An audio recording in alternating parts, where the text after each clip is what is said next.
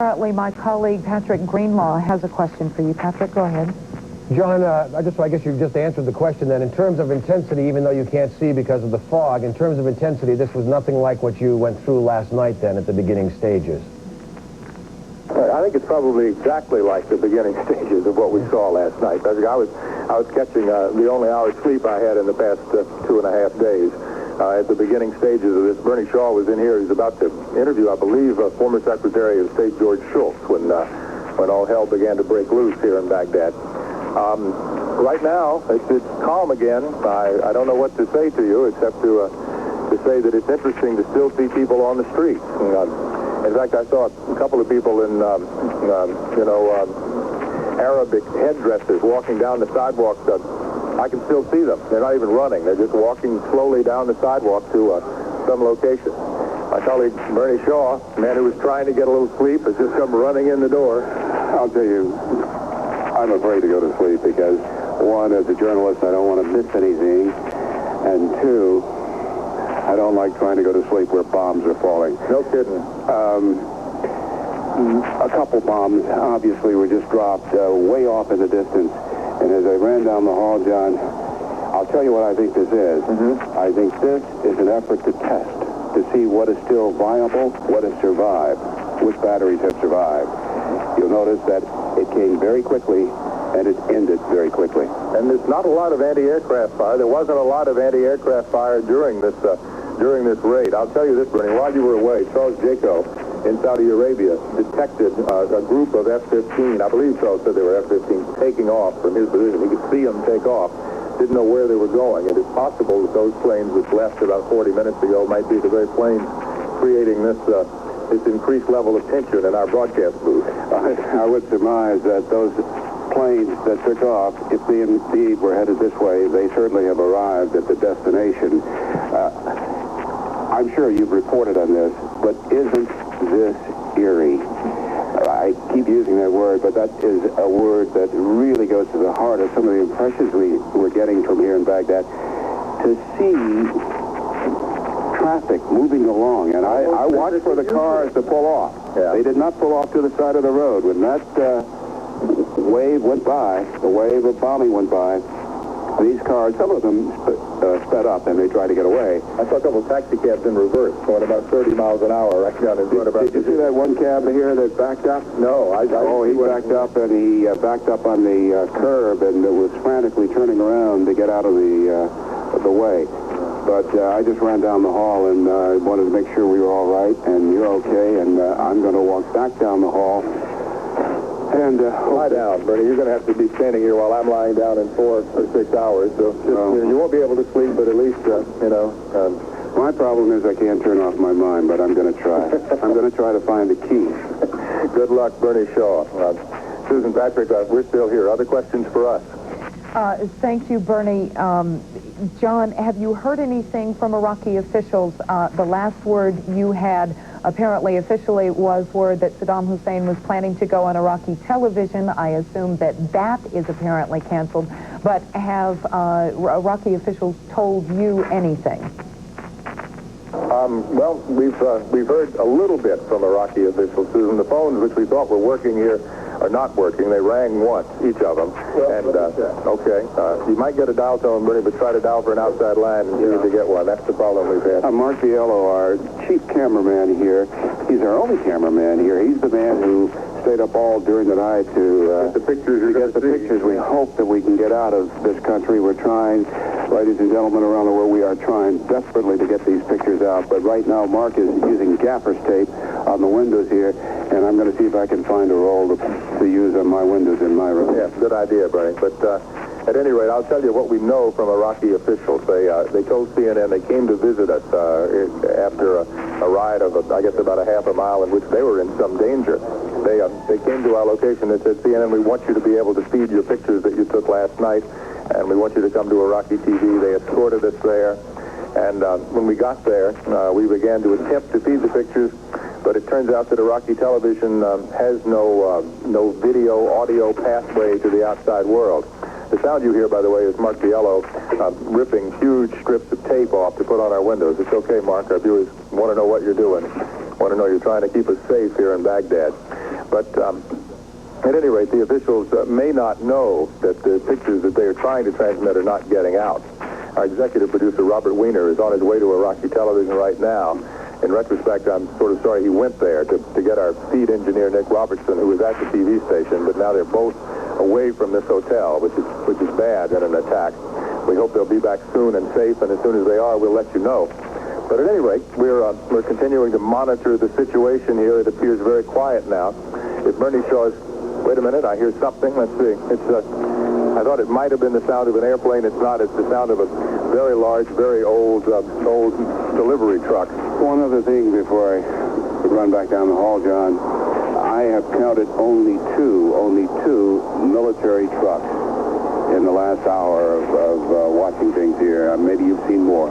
No, there's not much activity by the military at all, at least in this part of Baghdad. I imagine the troops, if there are troops available to go, might have gone to the areas where the bombs struck in the early morning hours just to see what the damage is and try to repair it if they could. We know from what was said by the Pentagon that the wave after wave of attack bombers came in to do specific targeting, command and control centers, anti-aircraft batteries. And as we look out over downtown Baghdad, we can report accurately that none of the shrines, none of the monuments so important and so dear to the Iraqi people, none has been touched. That's right, About an hour ago, there was an interesting phenomenon coming from a building on the other side of our hotel, Bernie. It appeared that there was a huge smoke generator just filling the air around us with thick white smoke that looked much thicker than fog. Well, it was comparable in a way to the fog we've seen over the past couple days. It is dissipated now, but there is a thick mist hanging over downtown Baghdad now as traffic continues to go on this main 8-lane boulevard before our eyes down there. And as I say, we can see intact all of the important shrines, the monuments, the buildings that are so important to Baghdad. This is a city unlike Jordan, where there's so much stone and very few trees and very little greenery. Baghdad is very green. I would say it borders on being lush in many ways. You look downstairs at the swimming pool here where we are, and you can count, I sense more than 15 palm trees around the swimming pool. This is a green, lush city. The difference is, I think, between Amman or Jordan and Baghdad, the Tigris River, which is a huge flowing river, and in Jordan, the Jordan River is just a tiny little trickle in many places, so there is more water available to provide all this greenery, and the Iraqi people, the Iraqi government has spent millions of dollars to make it look as nice as it does, and it appears from everything we can see that in the downtown area, it's going to look as nice as it does the rest of the day, just like it did yesterday. Let's go back to our colleagues maybe and see if they have other questions for us here. We'll come back inside now. CNN's Wolf Blitzer. Thank you, John. We will be coming back to you shortly, you and the rest of our CNN colleagues in Baghdad. CNN's Wolf Blitzer is standing by now live at the Pentagon. Wolf, CNN reports from Baghdad that a second attack is now underway. What do your sources there tell you? Well, earlier at the news conference that Defense Secretary Dick Cheney held, he said that the U.S. would continue its strikes, even though there was a pause. Said that the U.S. would continue operations, left unclear exactly what he had in mind. But one point has to be underscored right now. If the U.S. and other allied aircraft are undertaking these kinds of strikes in daylight in Baghdad and presumably elsewhere in the country as well, it certainly does signal that the United States and the allies are very confident that they have this air superiority, that they can send in their F-15 Eagles, their F-16s, the other sophisticated aircraft, and go after specific targets that may not have been destroyed in the initial wave.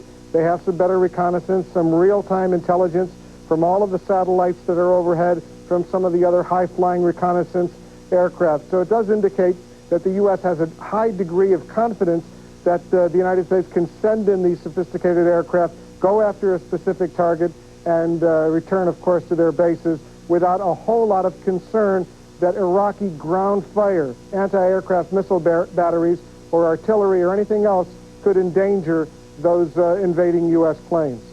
Wolf, one thing that our colleague Bernard Shaw mentioned was that he sense that it might be perhaps a test that perhaps the U.S.-led coalition, the Allied forces, might want to see how much of the Iraqi resistance is still viable? Any word from your Pentagon sources on how much this second wave will be?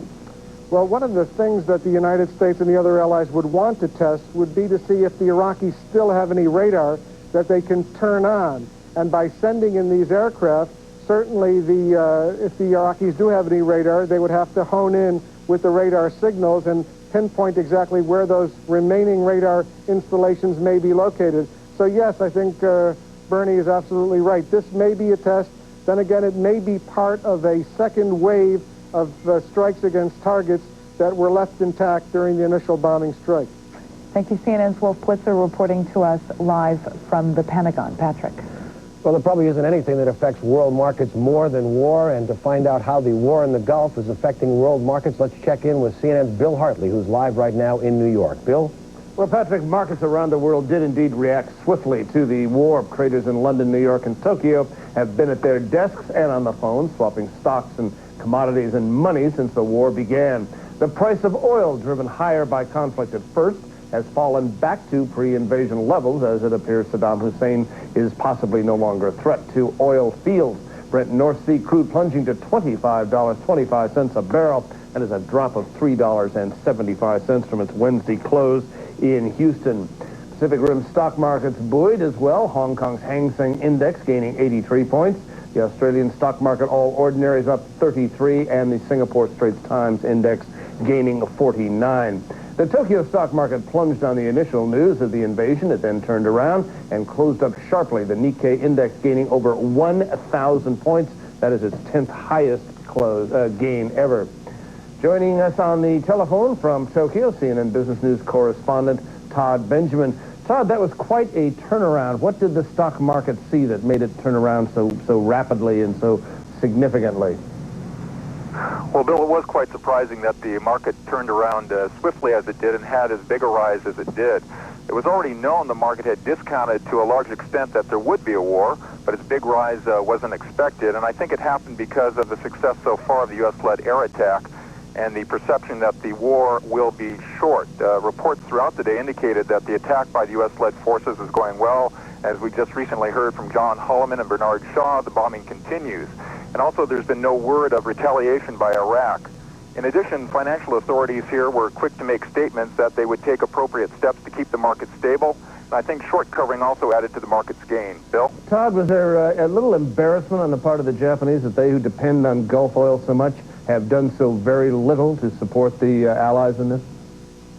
Well, I think the Japanese are trying as quickly as possible to turn that perception around. They're now talking about giving additional aid to the U.S.-led forces, and so I think they are trying to do what they can to turn world Todd, opinion in their favor. Thank you very much, Todd. That's it from the Business News Desk in New York. We will have more on world markets in the next hour.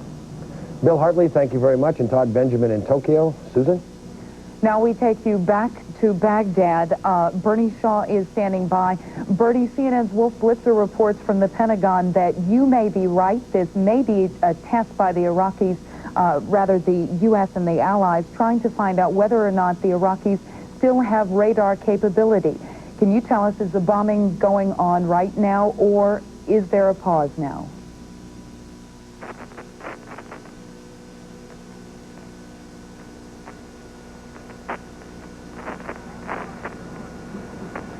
Bernie, can you hear me? Thanks very much. We're back here in Baghdad, and normalcy has returned. That brief wave has come and gone, and I see a school bus out on this 8-lane highway for the first time this morning. We are trying to assess as much as we can what is going on, and you can understand that is difficult to do. We are trying desperately, very desperately, to get out to Atlanta and subsequently to the world. The pictures we have shot during the night and during the first hours of daylight, and the people at the feed point at the television station, even Iraq's information minister Jasm is there trying to assist us in trying to get the word out. That is the situation right now.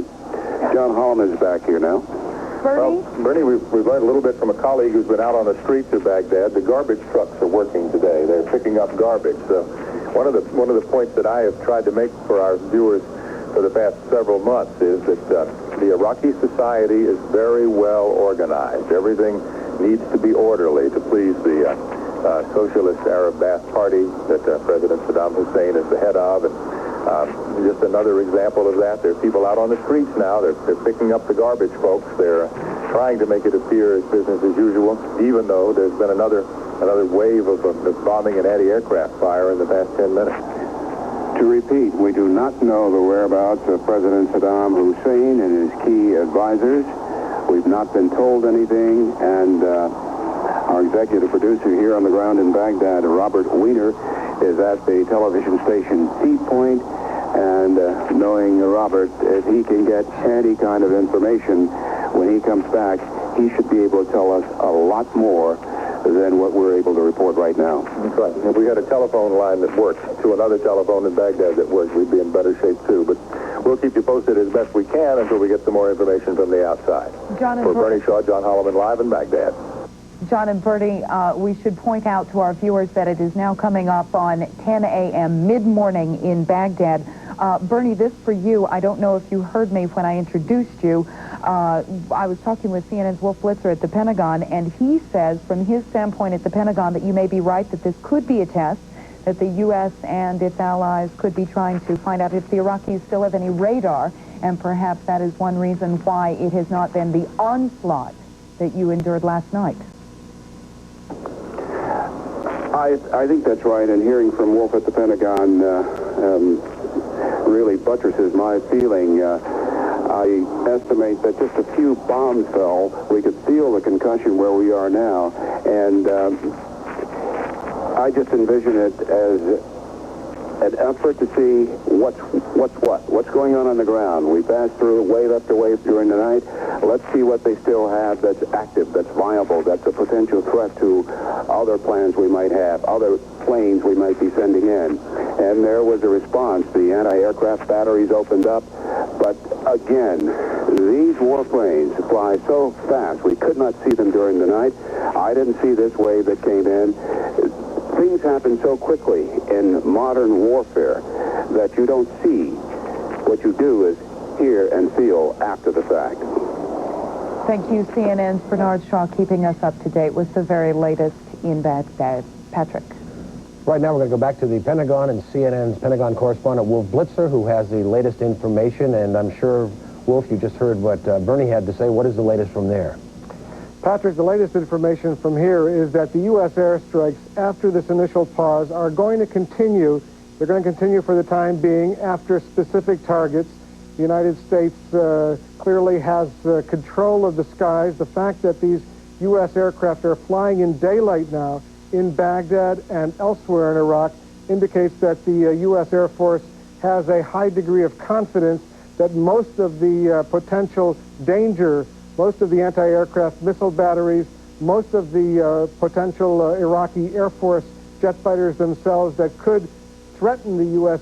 fighter aircraft, the bombers, have been eliminated. And certainly the United States is going to go after the remaining targets. Anything that could knock out a U.S. plane is certainly going to be destroyed, or at least the U.S. Air Force is going to try to destroy those targets. And they're almost certainly testing the Iraqi capabilities, seeing if the Iraqis will turn on whatever radar they may have left to go after those radar sites. Wolf, is there a feeling there, though, that this was almost, if you would, they're incredulous, that there would be no response from the Iraqi Air Force, or even much more than just some artillery from rooftops around the city of Baghdad, that there really has been no response at all from the Iraqi Air Forces? Well, over these months, the U.S. Air Force, I must say, have been the prime advocates of air power. And for months, U.S. Air Force officials have maintained rather confidently that air power alone could get this job done. And I'm sure you'll recall, Patrick, that in September, the Chief of Staff of the U.S. Air Force, General Michael Dugan, was fired after saying publicly that the air war alone could basically get the job done decisively, rather speedily. And other officials at the Pentagon were always concerned, well, what happens if the air war doesn't succeed. There have been similar assurances in the past. Air power alone never got the job done. In this particular case, there is no indication, we are told by Pentagon officials, that the U.S. for the time being has any intention of bringing in the ground forces, sending in the mechanized infantry divisions of the Army, sending in the amphibious landing assault teams of the Marine Corps. For the time being, the President, the Defense Secretary, the Chairman of the Joint Chiefs, General Norman Schwarzkopf, are willing to let air power alone see what can be done, and that if there has to be a ground strike at some point, if the Iraqi forces have not yet capitulated, if they have not yet surrendered, at some point when the ground forces go in with the M1A1 battle tanks, the armored personnel carriers, all of the amphibious landing gear, at that point, presumably after such massive destruction, it will be a lot easier than if the ground forces were sent in right now. Okay, Wolf Blitzer reporting live from the Pentagon. Thank you very much. Susan? It is mid-morning in Amman, Jordan. CNN's Margaret Lowrie is standing by on the phone with the latest there. Margaret. Susan, a couple of things for you. First of all, Jordan's royal court tells us that airspace here is not closed. Repeat, not closed, despite reports to the contrary.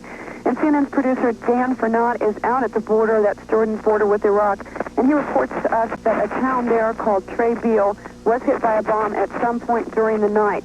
Now, the town is in a border area between Iraq and Jordan in what is apparently considered to be a neutral zone, although the town technically may be Jordanian territory. And we've had no word yet from the royal court here on what that could mean or what the implications of that may be. Susan? Margaret, can you expand on that a little bit? When you say that the court has said that the airspace is not closed, give us some details what that means. Well, it means that it is not closed. There were reports earlier in the night, I guess after the bombing started, that Jordanian airspace had closed.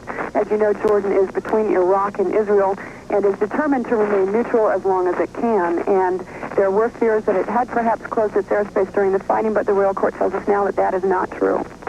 All right, the latest from CNN's Margaret Lowrie in Amman, Jordan. Patrick. As you well know, there's been some anti-war protesting on both sides of the Atlantic, and there is also some on the Pacific shores. And for the very latest on that, let's check in live with CNN's Ann McDermott, who is live right now at a protest in Los Angeles. Ann? Well, you can probably hear a lot of noise behind me, a lot of shouting. There's drum beats, there was singing. And a little while ago, you could barely hear yourself, hear anyone talk over the horns honking. People here who are against the war have been asking people to support them by sounding off, and they have. Next to me is a rare counter-protester, and the crowd is trying to hush him. But for the most part, these are people that are against the war. Earlier this morning, even before the hostilities broke out, nearly 160 people were arrested in Los Angeles. They were trying to block entrances to the federal building. This is also a federal building where we are on Wilshire Boulevard. People here tried to block intersections earlier today. The police stopped them. Police stopped them, but these people, some are still trying. Some here say they are going to continue their vigil through the night. The crowds have thinned a little bit, but there have been at least a couple of thousand people here. Up in San Francisco, there were also demonstrations. People paraded through the streets and settled down for an overnight candlelight vigil. Also, people demonstrated in Washington and in New York. They gathered outside the United Nations building. Again, the protest here is going on strong in Los Angeles. I'm Ann McDermott, CNN, reporting live in Los Angeles. We take you now back to Baghdad. What is the latest there? Susan, some interesting news. One of the big questions we have had during all of our coverage since the bombing began was, where is Saddam Hussein? CNN's satellite maven and chief engineer Nick Robertson has been at the Iraqi television headquarters, our feed point, for the past 2 hours, and he has seen Saddam Hussein. Nick, I know you were there to attempt to get these pictures that we took overnight out to the rest of the world. Tell us first of all about who you saw there, the names in the news in Iraq today. Initially, I met Minister Jazem. After that, I went to sit at the feed point. We were unable to feed for lack of communications. While I was waiting at the feed point, President Saddam Hussein walked by on his way, I believe, to record a message either to American people or to the people of Iraq. Yeah. Guess with me, Nick, how long ago it was when you saw President Saddam Hussein come into the TV station? It would be within the last hour. It would probably approximately be 9 a.m. local time. That's 6 a.m. GMT. But I saw him. Yeah, and Information Minister Jotham was there with him, I suppose, and were they talking together? Jotham I saw separately at an earlier point, approximately 8:30 local time. Okay, and the reason that our viewers can't see these pictures is because I guess the telephones don't work at Iraqi TV, or they can't get the pictures and sounds out to the satellite. There's no attempt, to my knowledge, being made to feed at this point in time, and the reason for that being, I believe, a lack of communications to Amman, Jordan, the next step in our feed process from here. I believe they're trying to make contact with Amman, Jordan. I was left very much in the dark with no information. Yeah, well, of course, our viewers are in the dark as well, because I'm looking at what could be as much as 90 minutes of terrific videotape of last night's attack, which is here in my hands rather than on your TV sets at home, and we apologize for the problems we're having with Iraqi television getting this material to you. I'm sure they're trying to do what they can to get the pictures out, but you got to have telephones to make contact before you turn on a multi-hundred-watt satellite transmission to the outside world.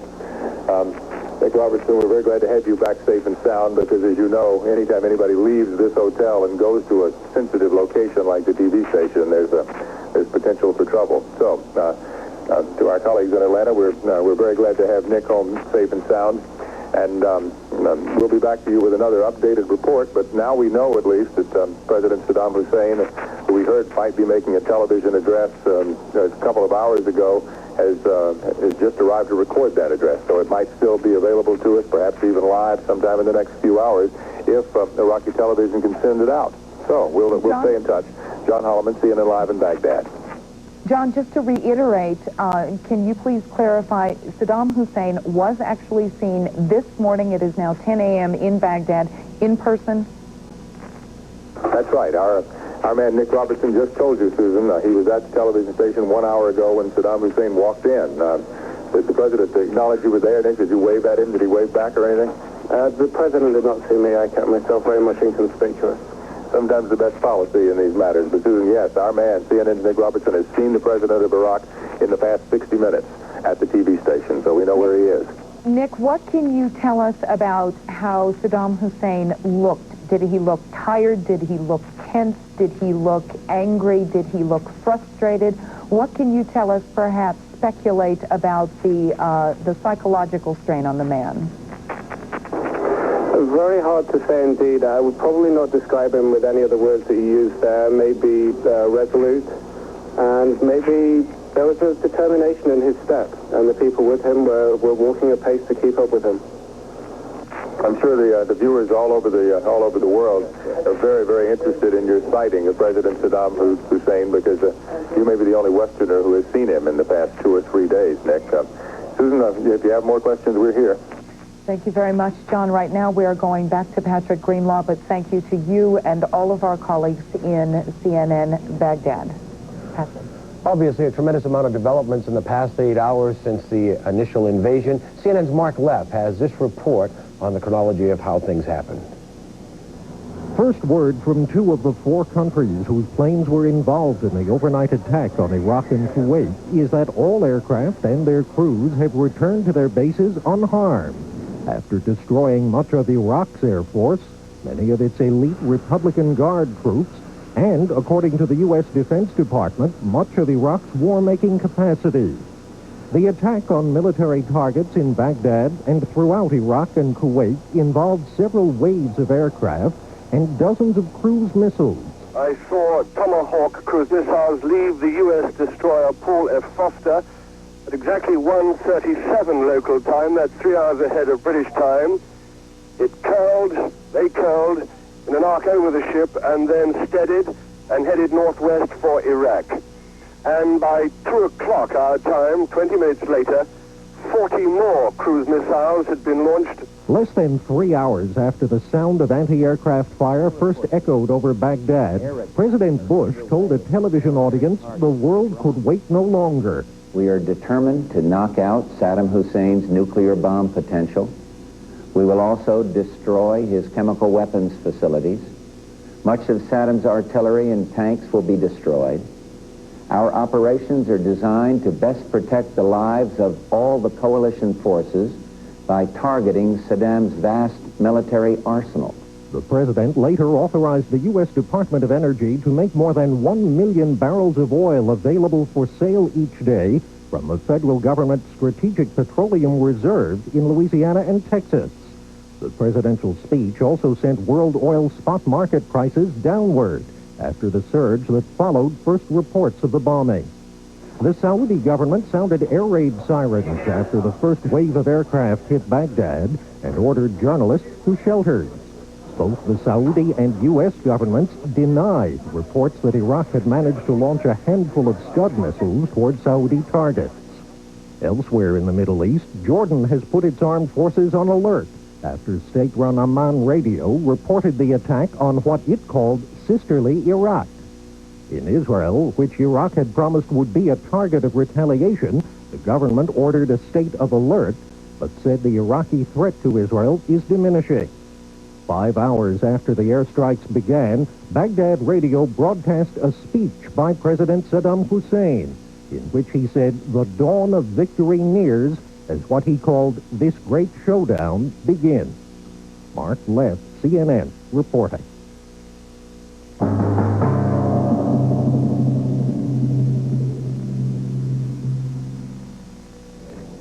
I'm Jonathan Mann. I'm Patrick Emory. We continue with our coverage. Let's go now to Baghdad. CNN's John Holliman standing by. John? Patrick, we've just received some news from Nick Robertson, CNN's chief satellite engineer here in Baghdad. He's been to the television station in an effort to get some videotape fed out to you. It can't be fed at the moment. Nick, you say you discovered some damage from last night's bombing, huh? Yes, there was damage. There was some damage in the street, some broken glass and some small amounts of rubble, but there was one significant point of damage I noticed on a building I would best describe as a communications type of building with many dishes on the roof, microwave type dishes, maybe a post office communications type building. There was a sizable hole in one side of that, and one lower corner of the structure at the back had been decisively damaged. And Nick also reports that about 60 minutes ago, he saw Iraqi President Saddam Hussein at the television station, apparently about to prepare a videotape message for the people of Iraq. At this point, we don't believe Iraqi television is on the air, but we're trying to determine that for sure. Yeah, and it appears that it's not on the air. That's the latest from Baghdad. We'll have more for you when we can get back to you. John, about the fog, you still haven't... Bring us up to date on conditions right now at a little after 10 in the morning. Well, the fog's beginning to lift, Patrick, and in fact, I can go to the window and describe some things a little bit further away than I was able to before. Let's see, I see many more soldiers on the street than I've seen in the past. A revolving restaurant, Nick, tell me. No, I see a revolving... Oh, yes, I see a radar installation that appears at an anti-aircraft installation here. That we've seen the anti-aircraft guns at this location in the past, but we've never seen a spinning radar outfit. So we've been talking with Wolf at the Pentagon and Charles Jaco in Saudi Arabia about spotting radars from the Iraqis. There appears to be one very close to our location here, which is now in operation. And as we look around the city, we can still see very little sign of any damage except what Nick reported, and also some broken glass, probably from the concussion of some of the bombs in several other locations around the city of Baghdad. As yet, we haven't been able to get our cameras out on the street. Iraqi officials won't let us take any pictures of the damage so far. We're hoping that as the day progresses, we'll be able to get you some new pictures and also to send you the pictures from last night, the dramatic footage of this air raid on Baghdad. Patrick? We'll be checking back in with John Holliman as needed. Let's go to Jonathan Mann. Patrick, we're going now to Charles Bierbauer at the White House. Charles? Jonathan, attention has certainly shifted away from the White House in the course of the evening. It, of course, being the middle of the night here now. President Bush, we would imagine, is resting well. We do understand that Secretary of State Baker, Secretary of Defense Cheney are expected at the White House for breakfast, at least with the National Security Advisor, possibly with the President, too. There are no public events on the President's schedule for this now Thursday here.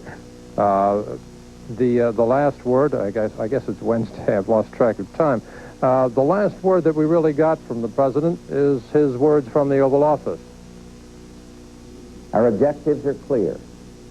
Saddam Hussein's forces will leave Kuwait. The legitimate government of Kuwait will be restored to its rightful place, and Kuwait will once again be free.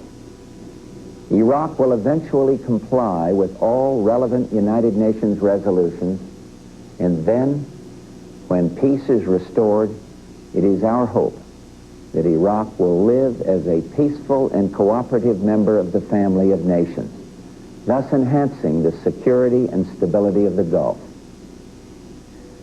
Some may ask, why act now? Why not wait? The answer is clear.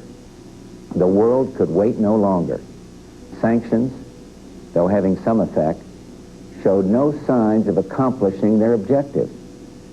Sanctions were tried for well over 5 months, and we and our allies concluded that sanctions alone would not force Saddam from Kuwait. While the world waited, Saddam Hussein systematically raped, pillaged, and plundered a tiny nation, no threat to his own. He subjected the people of Kuwait to unspeakable atrocities. And among those maimed and murdered, innocent children.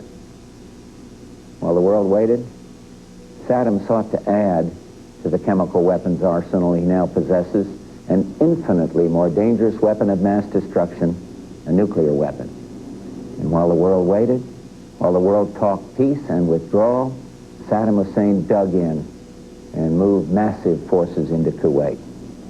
While the world waited, while Saddam stalled, more damage was being done to the fragile economies of the Third World, the emerging democracies of Eastern Europe, to the entire world, including to our own economy.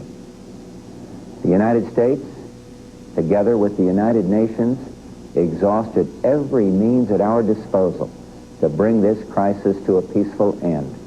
However, Saddam clearly felt that by stalling and threatening and defying the United Nations, he could weaken the forces arrayed against him. There are no claims of victory, but the Bush administration is certainly satisfied with the way things are going in the early going. Others in Washington are not pleased. For several days, there's been a round-the-clock vigil and anti-war demonstration along Pennsylvania Avenue and in Lafayette Park across the street from the White House. Several hundred have gathered there. The crowd ebbs and flows in terms of its size. It has been mostly peaceful, but in the course of this evening, there were some clashes with police, some of them mounted on horseback. We understand that there were fists and bottles and arrests. President Bush has claimed throughout that he would have public support for his action, but it is not unanimous support. Jonathan? Charles Bierbauer at the White House, thank you. Stick around, though. We'll be coming back to you in the hours ahead. Patrick? John Sweeney is in Riyadh in Saudi Arabia. Let's go to him now and get an update, get an idea of what the capital of Saudi Arabia is like at this hour in the morning. John? Actually quite normal, considering the circumstances. Saudi officials have scheduled a briefing for in about 45 minutes. We expect to hear from a Saudi general on the situation, and that will be the first time officially we have heard from the Saudis. Again, about 45 minutes at this spot. We got some indication early on of today's raids. About 20 minutes before the raids were reported in Baghdad, we had eyewitnesses outside the main U.S., the main air base in the eastern province of Saudi Arabia, report seeing 9 F-15 American fighter planes taking off and heading north, accompanied by British fighter bombers and also by Kuwaiti aircraft. And on the nearby island nation of Bahrain, a British air wing commander says that British Jaguar aircraft will be involved in today's raids, following last night's raids by Britain's most powerful aircraft, the Tornado fighter bomber. That plane last night, the commander said, carried cluster bombs and also regular 1,000-pound bombs. We also have a report from Saudi oil industry officials who say that Iraqi artillery managed to destroy a couple of empty tanks in a refinery area in the neutral zone between Kuwait and Saudi Arabia. However, that artillery reportedly just missed a 30,000 barrel a day oil refinery. And we first, here in the Saudi capital, we first got wind that something was going on about 2 hours before the official attack began, when many of us were awakened by the tremendous sound of several KC-135 tanker refueler planes taking off one after the other here. We now know that these planes were sent on a mission to refuel the many combat aircraft that took part in the invasion. I'm John Sweeney, CNN, live in Riyadh. John, we want to just check with you briefly. Charles Jaco has indicated, to the best of his determination from his vantage point, there have been no losses of aircraft. Can you add to that, confirm it? The Military Information Bureau here has yet to make an official statement. They have issued some fax communique. We have no confirmation on that. As far as I know, there have been no planes lost. All right, John Sweeney in the capital of Saudi Arabia, giving us a picture of how things are in the capital. Let's go now to Jonathan Mann. Jonathan? Patrick, let's go to Francis Hardin at the State Department. Francis, is there any diplomatic communication going on right now between the U.S. or other members of the multinational force and the government of Iraq? Jonathan, not right now, but there was plenty of activity earlier today. Secretary of State James Baker at the moment is not in the building. He is at home, presumably in bed, and he'll be up early again tomorrow morning, or that is to say later this morning. He is due at the White House at 7:30 to have breakfast with National Security Advisor Brent Scowcroft and also with Defense Secretary Dick Cheney. That is a meeting that could possibly also include the president. Wednesday morning, that is the day the attack began, Baker met with the Saudi ambassador to the United States, Prince Bandar. Bandar came here. He was asked for his country's green light for the battle to begin. After a quick call to Saudi Arabia, to King Fahd, that permission was granted. Baker spent much of the rest of the day calling the ambassadors of Israel, Kuwait, Germany, Syria, and Japan. He also called the chairman and ranking... All right, we've got to interrupt Francis Hardin. We're going now to Baghdad for the latest. Go ahead, Baghdad. Patrick, I wish I didn't have to tell you this, but there've just been two very loud explosions that rocked us a little bit here in downtown Baghdad. We're not sure precisely where they came from. I was about to start looking at some videotape of the initial attack last night, and I couldn't tell whether I was hearing the videotape or the live until my cameraman, Mark Biello, said, nope, this is not Memorex. And we look out now and look for signs of damage. I'm looking at the downtown Baghdad airport, a small airport. Don't see any sign of damage there. I hear some bells ringing someplace in the distance. I don't see any smoke anywhere as I look through the horizon. I'm looking at old downtown Baghdad. I see a huge water tank that's still intact. As I continue to look, I see two minarets of a mosque way off in the distance, perhaps 4 or 5 miles away. And I continue to see birds flying over the city. I can't tell you what just happened. I know it shook us up again as we have been accepting and feeling some incoming fire for some time here. At this point, Patrick, I can't tell you anything. I'm looking up in the sky to see if I see signs of jet planes flying over, and I just do not. I think since we can't tell you any more, we'll let you go back to what you were doing before, and we'll just keep our eyes and ears peeled here in Baghdad. We can stay with you beyond the two explosions that you heard. Give us an idea of what the hotel is like. You're still on the 14th floor all night long. People who have been with us have heard about the bomb shelter below. What's going on in the home you're occupying now? Well, in our CNN rooms, we have several rooms, Patrick, and we're here. Some people are trying to rest, to sleep, because none of us has had any sleep in days and days now, it seems like. The bomb shelters in the basement of the hotel were opened. When people went down there right after the initial attack in the middle of the night, they were locked in those shelters. They weren't allowed to leave, and that was too bad. The people got kind of cramped quarters down there, and several of us, Bernie Shaw, Peter Arnett, and I, were able to hide out from Iraqi authorities up here in our broadcast booth, so we were able to avoid being rounded up with everybody else, and that's how we were able to talk to you all night long. But in the hotel now, I can walk out into the hallway. There's still no electricity, still no water, still the telephone service inside the hotel is restored. I can talk to another room on another floor, but I still can't make a call outside. The operator at the hotel says all telephone lines down in Baghdad. It could be because of that report we received from our engineer Nick Robertson a few minutes ago that one of the major communication towers in downtown had been damaged by something in the attack overnight. So the hotel is still a nice place to live, probably compared to other places around Baghdad. It's one of the best places to live. But I'll tell you at this moment, I would rather be with you in Atlanta, Georgia. John, tell us about the last attack. Give us a little bit of a comparison to the one that you experienced in the middle of the night when all of this got going. Well, what we just heard, Patrick, was just a couple of loud blasts. It could have been anti-aircraft fire, and in fact, I believe that's probably what it was, from an anti-aircraft gun on the east side of our location. And I'm looking out the window right now at another anti-aircraft battery on another side of our location, which has a radar tower spinning, a radar dish spinning around on top of it. It's the first time we've been here for a long time, and we've seen this particular installation in the past, but we've never seen the radar dish up and operating. So obviously it's looking for incoming from someplace. Also, let me look out the window here with you for a moment. There's a small, not big enough for a 727, but for small private jet airport in downtown Baghdad. I see planes on the ground there. I don't see much activity of planes taxiing or anything like that, but it appears to be undamaged at this hour. And off in the distance, I hear a rumbling right now.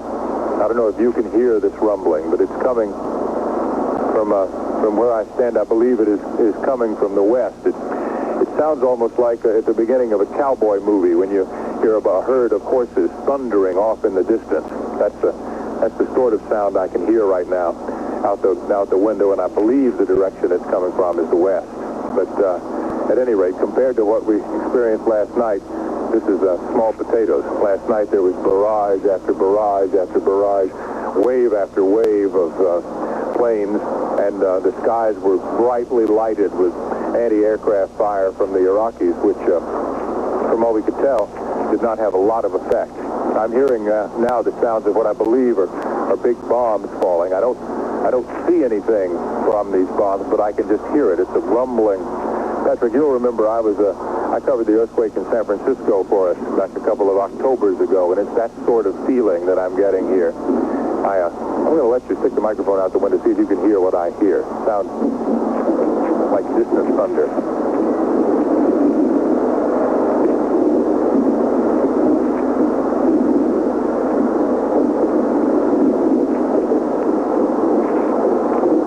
I'm thankful to be able to tell you that this attack that is occurring right now in Baghdad is much further away from the central city than what we heard last night. And I'm going to continue to peer out the window through the white clouds with some breaks so that you can see blue, just to see if I could see some sort of sign of some kind of aircraft. And I do not. I'll just tell you that. And just as quickly as the rumbling started, it seems to have stopped here in Baghdad. Patrick, it just ended just this instant. John, do we know any more? Have you been able to make any kind of investigation of the building that you had described earlier with the white smoke pouring out of it? Any speculation or any firm ideas on what that was?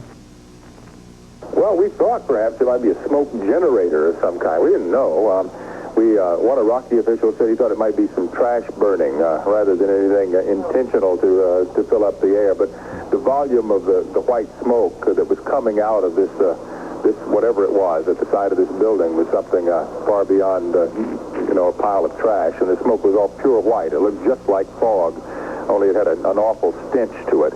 And so we don't know. I've never seen anything like it. We might get our people at the Pentagon or in Saudi Arabia who know some things about instruments of war to say, to tell us if there's anything like that in the U.S. arsenal, something to put a lot of fog-looking smoke over a wide area. Let me describe the streets of Baghdad for you for a minute. There still is traffic. There are a lot more soldiers on the street around the hotel than there have been in the past, and it still seems that people are trying to go about their business here despite all this thunder, which is obviously not coming from heaven, but coming from the coalition partners who are continuing to keep Baghdad under attack. John, I guess we're coming up on,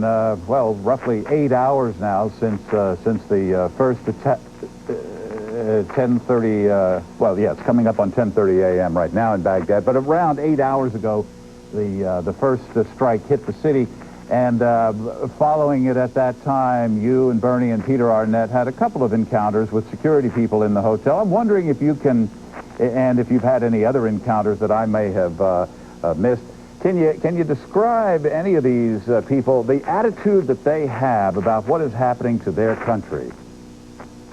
I asked one fellow about the comparison between this and the Iran-Iraq war, which he had obviously lived through. He was a man probably 25 or 30 years old. He was the man who took many of our videotapes. And I asked him the question, and he said, "Oh, this is much different from the Iran-Iraq war." And I've been talking to the Iraqi people for some time about comparisons and things, and they always said they didn't expect the U.S. to be able to do any more to them than was done in the Iran-Iraq war. And as it turns out, this fellow indicated very strongly to me that this certainly was worse than the Iran-Iraq war. I'm looking out on the east side of our hotel. Our producer, Robert Weiner, says there's been some damage here. I can't get my microphone cable to you, Robert. You'll have to come to me and describe for me what you see out this room of the hotel, out the east side. Just tell me what you see. Out beyond the foreign ministry, there has been an attack. There are thick, billowing clouds of black smoke. The anti-aircraft guns, the batteries that are in front of us on one of the buildings have been at alert. They have fired off several rounds. I don't think you could hear those, John, when you were on the other side. But people are racing for another attack here. Yeah, okay, Robert. So we've got black smoke pouring out of one building. Patrick, as soon as you and I get a break from this conversation, I'm going to get a somewhat longer microphone cord so I can travel more distance through this place and give you better outlooks from all sides of the hotel where we're staying. I'll look back out my west-facing window again to tell you, after a few unnerving moments in the past few minutes, things seem to be pretty calm again, except for this thick, black, billowing smoke that we see on the other side of the place. John Holliman, take a breather. Stay safe. We'll be back to you, obviously, in the very near future. Jonathan? Patrick, as the multinational attack on Iraq continues, let's go now to the country, to the city that Iraq has targeted for its own eventual attack, if one comes, and that is Israel and Tel Aviv, where CNN's Richard Roth is standing by. Richard? Yes, Jonathan, Israel is breathing a little easier this morning, but officials are saying don't break out the wine yet. Iraqi missile batteries that may have been pointed at Israel, and specifically Tel Aviv, may have been destroyed, but authorities are calling on everyone to obey civil defense emergency procedures. Basically, the operational line right now in Israel is we're prepared for anything. But certainly Tel Aviv residents are very pleased to see the sun come up here. Saddam Hussein vowed to make Tel Aviv his first target should he get hit in Iraq by U.S.-led forces. But Israel is not involved in this conflict so far. CNN's Richard Blystone in Jerusalem has more on the reaction here in the Jewish state to the U.S.-led raid on Baghdad. Most of Israel slept through it, as Saddam Hussein's threat to attack the Jewish state with missiles was violently contradicted. The lights of prime target Tel Aviv stayed on. An Iraqi ballistic missile wouldn't need them to find or lose its way. Prime Minister Yitzhak Shamir, who promised the U.S. not to make a preemptive strike at the missile, had been informed an hour before Operation Desert Shield became Desert Storm. Essential personnel lugged their gas masks as they reported into the General Staff headquarters at Kinya Base in Tel Aviv. Go home, the radio told others. Stay home. Open the box. Get the mask ready. Israeli television came on the air to show everyone, once again, how to do it. Traffic all but disappeared from the streets of Jerusalem, but the sirens never sounded. In the Foreign Ministry's Situation Room in Jerusalem, the crisis team, glued to the television as an attack became more and more unlikely. Deputy Foreign Minister Benjamin Netanyahu, pleased but cautious. As you know, Israel is not involved in this conflict, but we follow the events very closely. We wish the American and coalition forces Godspeed and full success in achieving their mission, and we hope that they'll come home safely, all of them, and quickly. In downtown Tel Aviv, nonchalant. Nobody is worried about this, and we are very happy that they make that come in this situation to finish him quickly and shortly. And a little early rejoicing. Defense Minister Moshe Aarons went on TV to say, don't rejoice too soon. It's too early to say the danger to Israel has passed. We must continue to be alert and ready. But, he said, it's a very good morning for Israel. A missile barrage from western Iraq, more than 300 miles away, had been considered a long shot in more ways than one. Israeli analysts thought at most a handful would get off the ground, and those with small payloads, and so inaccurate it was said that Jerusalem might be in no more danger than Amman, Jordan, 70 miles away. If that was an exaggeration, it never got put to the test. Jerusalem residents ventured, few and cautious, into the streets after daybreak, their gas masks still close at hand. I just woke up and I turned on the radio and the TV. I heard. I made coffee for everybody. We said, we're laughing, and that's it.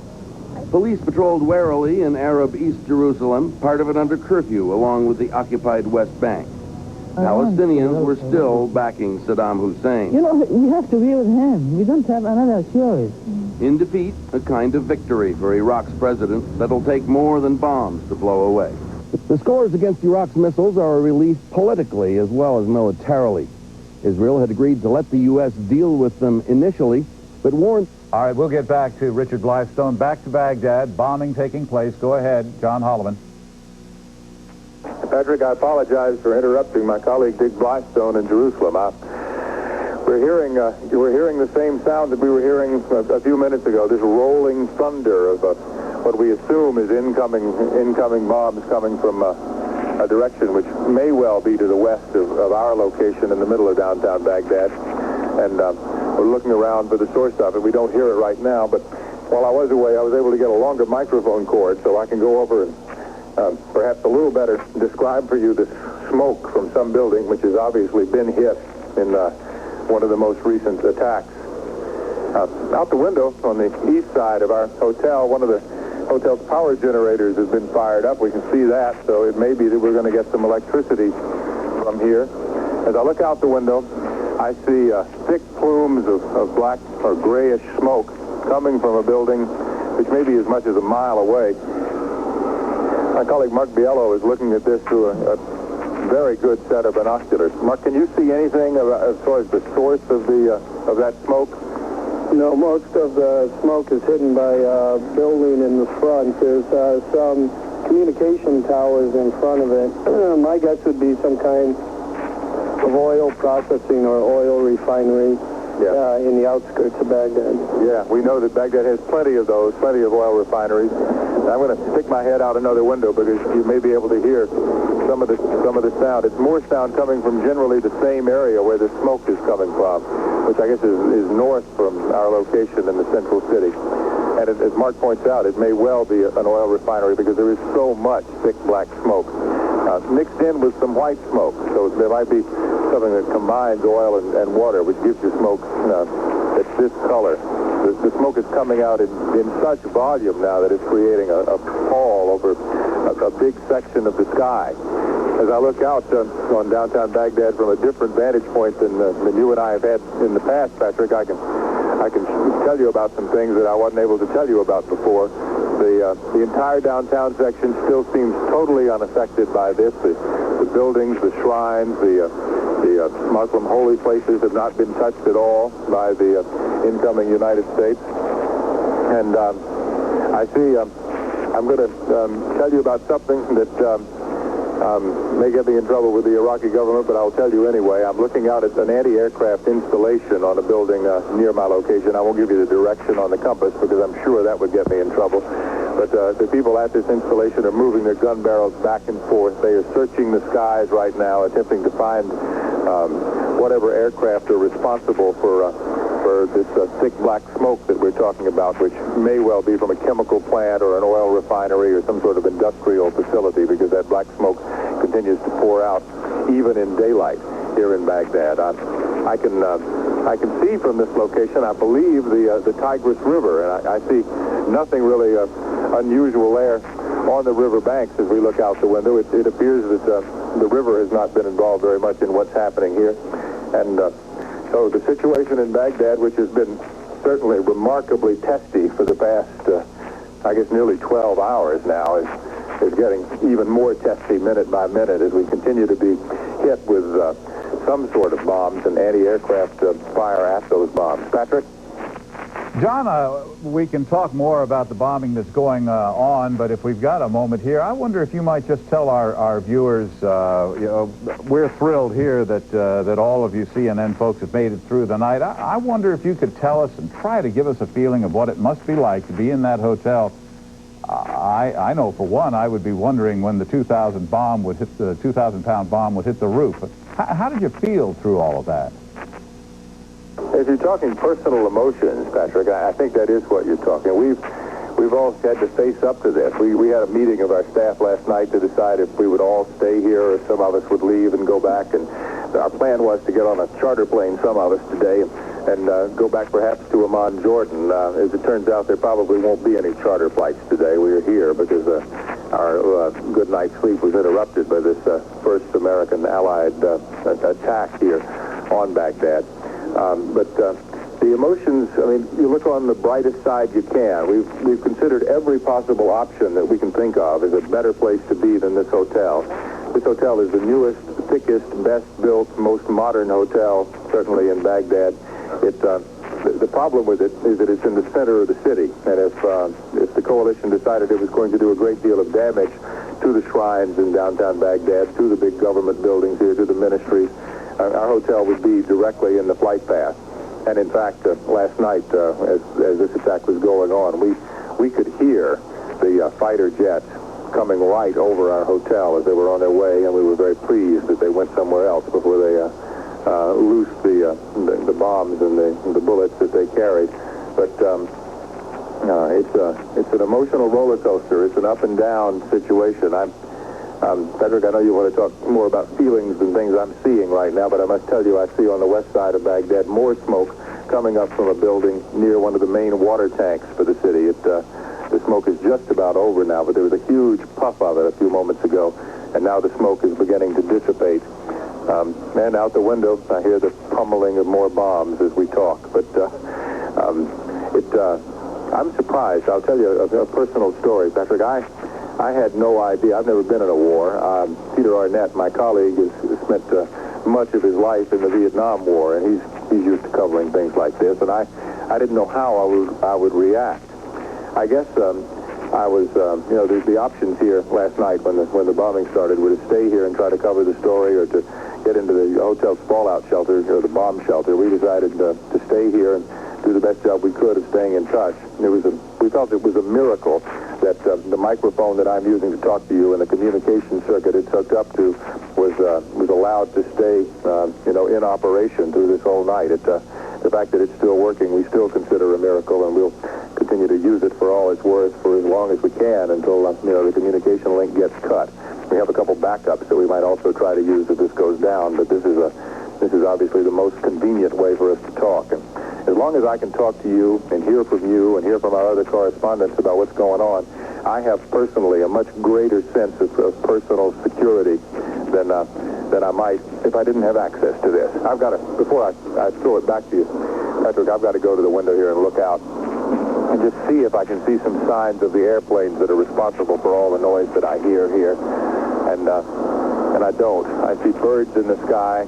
I hear these loud reports. As I would describe them as being like the sounds from a battleship, the 26-inch guns on a battleship like the New Jersey. Well, there was anti-aircraft guns. You probably heard that. A little crack and pop, and I believe the anti-aircraft fire is much of what we're hearing right now. As I look out toward the south, or rather toward the north, I see the little downtown airstrip. It still seems to be okay.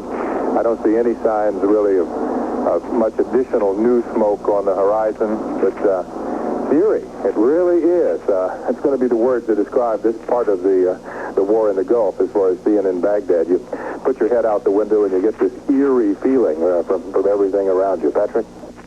And do you also get a feeling of history, John? I don't want to sound melodramatic, but it can't escape coming to mind. Edward R. Murrow somewhere in London telling the folks back home, this is London. Do you get that at all? Sure, absolutely. It's not overpowering, but you do get a sense that in the past 25 years there hasn't been a battle like the battle that we were able to witness last night. And we know that last night there were 45 journalists, period, from the world in Baghdad, and CNN had 8 of them. And it makes us very proud of the company we work for and the people we serve, the folks who are watching this broadcast right now. So yeah, we do have a sense of the history of what we're covering, certainly.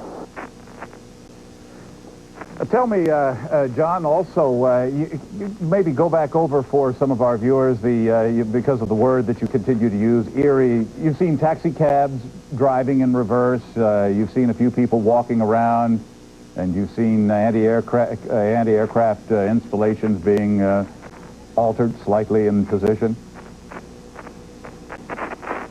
Yeah, there are a lot of things like that, Patrick. I mean, everything in Baghdad doesn't fit the American mindset, I guess. The people here seem to disregard the prospect of death in a fiery war. The people seem, and I've interviewed hundreds of them in the couple of months I've been here, they seem to really believe it's okay to die in a war if your side is right. And they believe their side is right. They believe President Saddam Hussein is a great leader, and if he tells them to go and die for Kuwait, they're going to go and die for Kuwait. I talked to a mother with a baby at a bus station a couple of days ago. Baby's a beautiful little child, 9 months old, and his name is Haider. And I said, ma'am, if Haider were killed in this war with the United States, would it be worth it just for Kuwait? And she said, well, I'd hate to sacrifice my baby, but Kuwait is very important. I mean, they really believe that here, I think. I don't think they could be faking it, this many people over this many months. I think, it's in the mindset, and that's part of the strangeness. It's not like, if you and I were in a situation where there were bombs coming, I don't know what it would take for us to be willing to defend, and lay down our lives for something inanimate, like a piece of ground with some oil in it, It's not the way you and I react to things, and that's part of the eeriness. As I look out the window now, I hear one loud report, noise like a bomb after another. It's unnerving to me, and I'm seeing 3 women in traditional Muslim dress, like you see the women in Saudi Arabia wearing. They're walking down the street kind of nonchalantly, and their cars still going by as this happens. There's a soccer field across from our hotel. I don't see anybody playing soccer. I'm kind of pleased that at least the young children who would play outside on a normal day are not playing outside on a day like this, because anything could happen, of course. So that's part of the eeriness, and I mean, just you can come up with 100 examples. This is not like life where we live. Well, John, you mentioned the feeling that the people have in Iraq, their determination and feeling that Kuwait is their 19th province, and you expressed the sentiment that we may not feel or have an understanding for it. The British division of that part of the world, would that be something like the British saying Florida is no longer yours some 40 years ago? Yeah, I guess so, Patrick. Information Minister Latif Jassim, a man I've come to know, I think, pretty well over the past few months that I've been here, has a line when you say, why won't you give up Kuwait to avoid war? He says, well, why don't you give up California?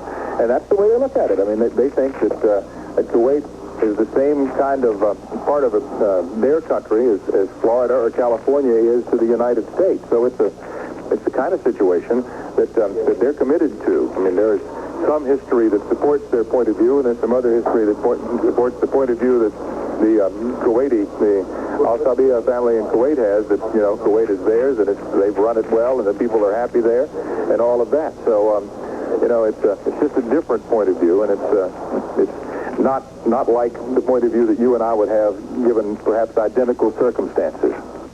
John Holliman, hang on to the microphone. Stand by with us. We're going to Richard Roth now in Tel Aviv. Richard? Yes, thank you. With me right now is the former Prime Minister, former Defense Minister of Israel, now a leading Labor Party official here, Yitzhak Rabin. Thank you for joining us.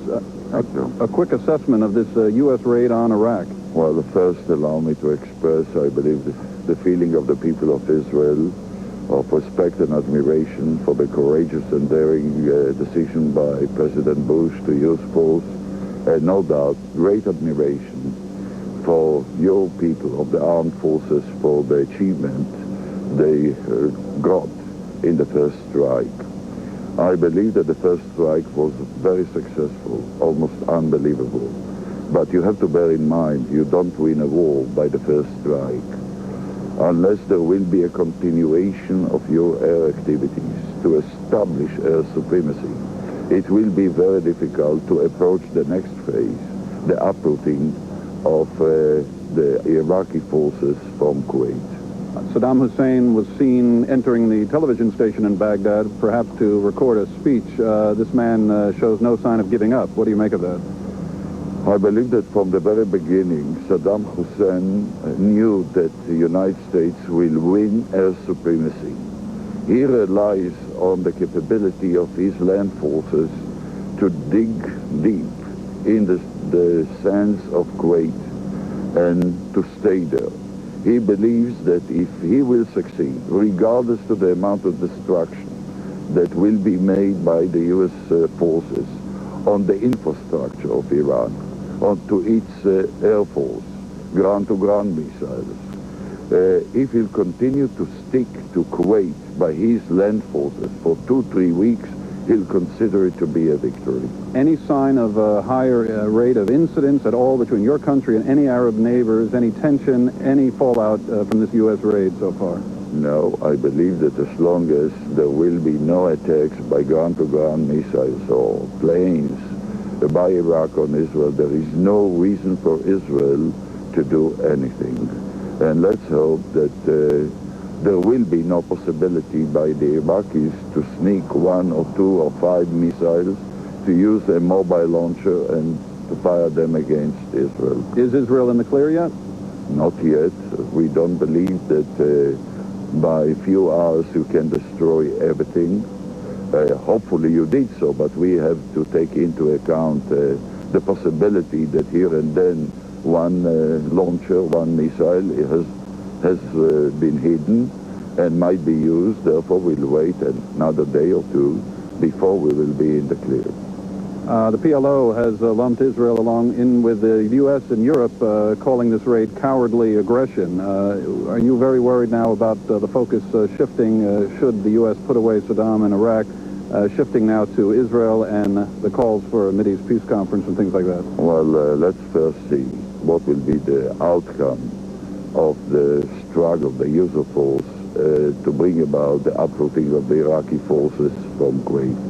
Let's wait for that and don't pay any attention to Mr. Arafat anyhow. He ran away from Baghdad. He secured himself being in Tunisia or in Europe. He didn't stay with Saddam Hussein. How serious did your country take the threats of Saddam Hussein to hit Tel Aviv, to make that his first target should the U.S. strike Iraq? We took it very seriously. Hopefully that the U.S. forces have eliminated Saddam Hussein's capability to do it. We'll have to wait and see in the coming 1 or 2 days. Okay, Yitzhak Rabin, thank you very much for joining us here, former Prime Minister of Israel and a leading Labor Party leader. This is Richard Roth, CNN, reporting live from Tel Aviv. Richard, we're now going to go to U.S. pool video that's just come in from Saudi Arabia. We're doing downtown. The SAM missile sites in town. Around the perimeter of the Around town. the perimeter of Baghdad. That's correct. And tell me again about the resistance that you ran into. Lots of ground fire, lots of AAA, that's anti-aircraft artillery. And like I say, I think there was one SAM fired that I saw, but it was so far away and up through the smoke and haze, it was hard to make it out. So nothing came close to you? No, but that's the beauty of the system. We can stay far enough away that that's not going to be a problem for us, from the SAMs anyway. The bullets are the ones that scare me.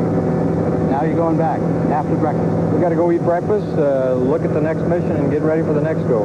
Did all the planes come back? All 12 of mine came back, and to my knowledge, everybody got back. Yeah, when did you actually come back? I'm sorry? How long ago did you come back? He's got to head in.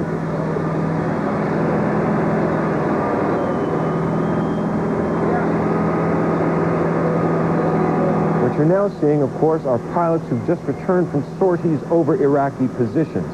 This is U.S. pool tape shot by American journalists and pooled, that is, shared among American news media. It is unedited, as you can see, but it has been cleared by U.S. military authorities, so you needn't worry that any sensitive information is being given away by this video.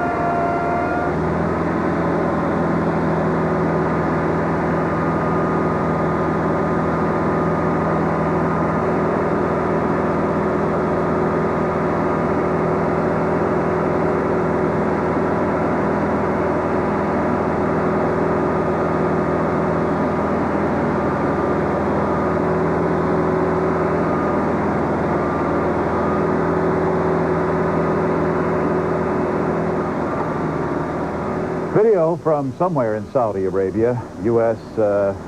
pool tape, weapons loading that has taken place. I am led to believe between sorties. We're obviously seeing something being done during daylight hours, presumably for a next mission. We should clarify for viewers that there are three sources of video, at least right now, three sources of video that we are looking forward to in the immediate future. It's this unedited, or, well, not necessarily unedited, in this case unedited, U.S. pool tape. So this is directed by Pentagon. You can shoot this, you can't shoot that. Then you have, this is the U.S., there's also British tape, an equivalent of this, a counterpart to this, very similar material.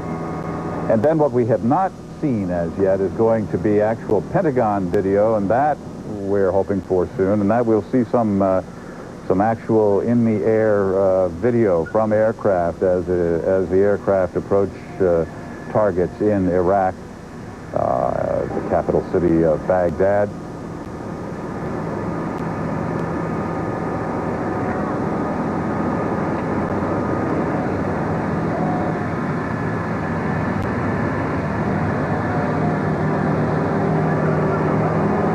We say somewhere in Saudi Arabia is all we can say about this, because that's all we know about the location of this video for fairly obvious security reasons.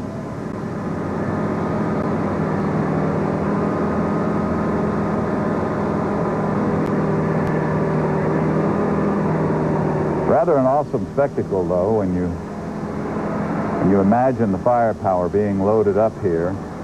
And it was interesting talking with John Holliman, as he mentioned, speaking with an Iraqi citizen who... military commanders... All right, well, we have... Military commanders fully expected an Iraqi retaliation on this airbase. In fact, during the night, there were 2 air raid alerts. Iraqi missiles apparently were headed in this direction, but local officials said they fell short. I'm Jim Hickey with the television pool in the Persian Gulf. All right, obviously safety. What we're watching here, unedited. Military commanders fully expected an Iraqi... Unedited tape as Jim Hickey, the pool reporter. Fully expected an Iraqi retaliation on this airbase. In fact, there were 2 air raid alerts during the night. All right, we'll come back to this videotape as soon as possible. Back to Baghdad. John Holliman, what have you for us?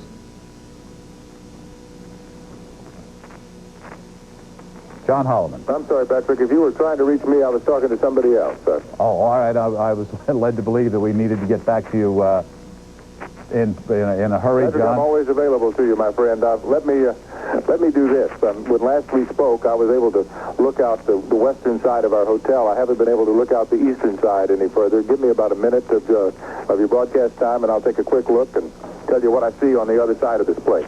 Just a moment. I'll make a quick run through the hotel. The atmosphere here, despite the fact there's no electricity, is beginning to get back to some sense of normalcy, I guess. The beds are still available, although I haven't seen one in a while. And let's see, I'll just look out the window. I see the same group of soldiers with anti-aircraft weapons that I saw before. I see, oh my goodness. Patrick, you'll remember, I told you when we looked out sort of the north side of our hotel, we saw some black and white mixed smoke a few minutes ago, and I thought that smoke was beginning to dissipate. It is not. There is something here. We don't know what kind of facility it is, and we'll be unable to find out for a while because we still don't have telephones, but there is this huge cloud of black smoke continuing to billow out of this facility, whatever it is. My guess, based on having covered many fires in my career in earlier days, is could be an oil refinery, it could be a chemical factory, but it is something that has a great deal of flammable material in it, because this thing has been burning and putting out a huge, maybe quarter-mile wide cloud of smoke for more than half an hour, and it's burning, or the smoke is coming out in greater volume now than it was a half hour ago. So whatever it is, not only is it burning, it's burning more than it was before. And so that's the latest from Baghdad. We haven't heard any sounds of firing in the past few minutes, and every time there is no firing, that's a good sign for us, of course. Patrick? John, as you described the scene, the black and white smoke and the possibilities of what that might be, can you tell us, after the days that you have spent there in advance of the attacks that you have witnessed, did you get a lay of the land? Can you tell us about petroleum installations nearby and anything of that sort? Well, I could, Patrick. I know a little bit about some of the installations. I'm concerned a little bit just about letting everybody who is listening in on this conversation, both in the United States and in the Iraqi government, know exactly what we know at this point. I mean, there are refineries around the city of Baghdad. I'll tell you that. There are... John, we'll be back to you. John, we've got to interrupt. One kind or another. Excuse me. Go ahead, Pat. We want to interrupt. We're looking now at some... again, we're back to this U.S. pool videotape. This is unedited material coming into us. Pilots headed for their aircraft. And let's look upon the wings. Death Angels, we can read, see if we see armament. We're breaking into that. Good morning, ladies and gentlemen. I thought you might care to know the information that I have thus far. As you almost certainly will know, Allied forces attacked military targets in Iraq and Baghdad last night. The operation began just before midnight our time and is a very large and continuing operation. The attack was carried out by a four-nation force: United States forces, British forces, Saudi Arabian forces, and Kuwaiti forces. It was, of course, carried out under the authority of United Nations Resolution 678. Early indications are that it has been a very successful operation. I have just received an initial report this morning from the Secretary of State for Defense, Tom King, and from the Chief of the Defense Staff. I'm pleased to tell you that at the present time, I am not yet aware of any British casualties. We will provide further information on the detailed success of the operation at a later stage when that is available. Tom King will hold a press conference later on this morning, and I shall myself, of course, be making a statement to the House of Commons this afternoon. I know that everybody would share my feelings at the moment that our principal thoughts and prayers are with the troops who have been carrying out this operation and with their families who must be so concerned about the matter at home. Immense trouble has been taken, of course, to ensure that it is military targets that are the target of this attack, and an enormous amount of effort and care has gone into ensuring that there are the minimum possible number of civilian casualties. If I may, I will take what questions you may have and answer them insofar as I'm yet able. Can I ask you, first of all, would you consider a pause to allow for negotiations to take place? No, this is an ongoing operation. If Saddam Hussein were prepared to start withdrawing from Kuwait, then that is a separate matter. But for the moment, this is an ongoing operation, I am not prepared to risk the potential lives of British forces, and I'm sure the other commanders feel the same, by a pause that would allow Saddam Hussein to regroup his forces and perhaps launch a substantial attack. I do not think that would be right, and I think the security of our forces must be a matter to which we will give overriding concern. Prime Minister, can you tell us a little bit about your conversation with President Bush before this began? What was the sort of mood of the discussion that you had with him, and what was the format that you agreed, the context in which it would all work? No one enters into an operation of this scale or of this nature lightly. I've had a considerable number of conversations with President Bush about the possibility of us needing to use force at the end of the deadline over a considerable period of time.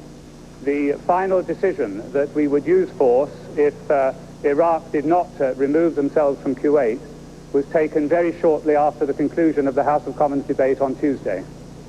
Prime Minister, do you honestly believe that you've used force as a last resort and that there was no other way of getting Saddam Hussein out? Yes, that has been our position for a long time.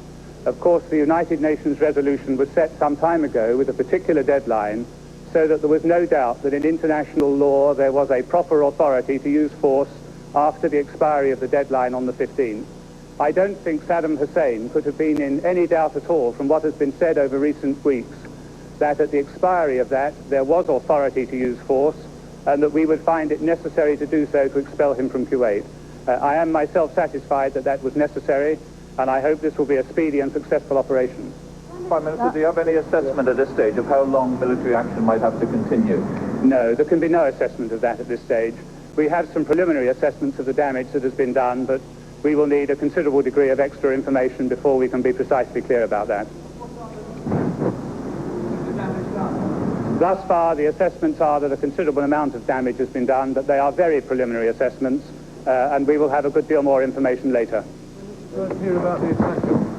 I, of course, have known about the timing of the attack, as I said a few moments ago, from the consultations I had with President Bush at the conclusion of the House of Commons debate on Tuesday.